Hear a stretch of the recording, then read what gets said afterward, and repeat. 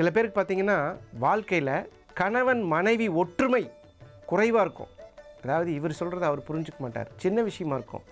சில வீட்டில் என்னென்னு கேட்டிங்கன்னா 2 பேரும் சொல்கிற விஷயம் ஒரே விஷயமா இருக்கும். இவங்களும் அதைத்தான் சொல்லுவாங்க, அவங்களும் அதைத்தான் சொல்லுவாங்க. ஆனால் புரிதலில் சண்டை வரும்.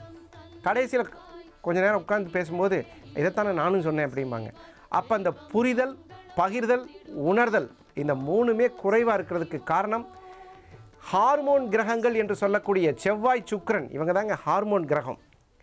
அதனால தான் செவ்வாய் வெள்ளிக்கிழமைகளில் கண்டிப்பாக கோயிலுக்கு போகணும்னு சொல்கிறதுக்கான காரணம் என்னென்னா, கோவிலுக்கு செல்லும் பொழுது உங்களுடைய உடம்பில் இருக்கக்கூடிய அதிர்வலைகள், மாற்றங்கள் கண்டிப்பாக உங்களை ஒரு மிடில் ஸ்டேஜில் வச்சுருக்கும். உயரமும் போகாமல் கம்மியும் போகாமல் ஒரு கரெக்டான ஹார்மோன் லெவலை மெயின்டைன் பண்ணுறதுக்கு தான் கோவிலுக்கு போகிறது. இதுதான் கோவிலுக்கு போகிறதுக்கான அறிவியல் ரீதியான ஒரு உண்மை.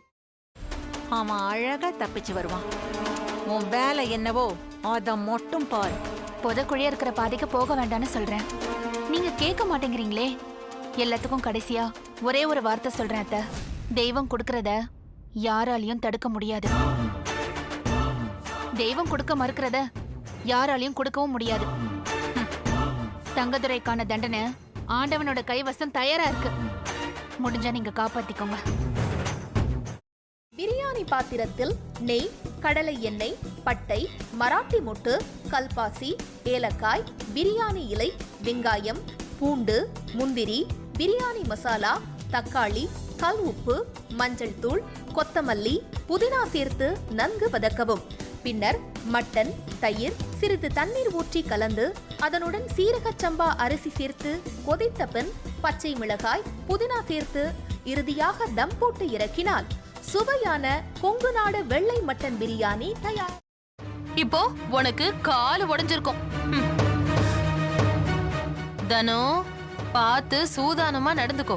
இந்த வீடு பயங்கரமான காடு மாதிரி, யாரு அழிப்பாங்கன்னே தெரியாது. அக்கா, இப்ப நான் என்னக்கா பண்றது? யோசிக்கவே யோசிக்காத. உன் புருஷன் தலையில நறுக்குன்னு 4 கொட்டு கொட்டி சம்மதிக்க வச்சிரு, புரியுதா? சரிக்கா. முதல்ல அந்த வேலையை பாரு, போ போ. செல்வி எங்க போயிருக்கான்னு சொல்லு. அதான் நீங்க சொன்னீங்களேம்மா, அவங்க அம்மா அப்பா வீட்டுக்கு போயிருக்காங்க. அப்படிதான் சொல்லணும். சரி, சந்தோஷ்க்கு லெமன் டீ கொடுத்துட்டு உடனே வந்துடணும், புரிஞ்சுதா? சரிங்க. போ. எப்படி?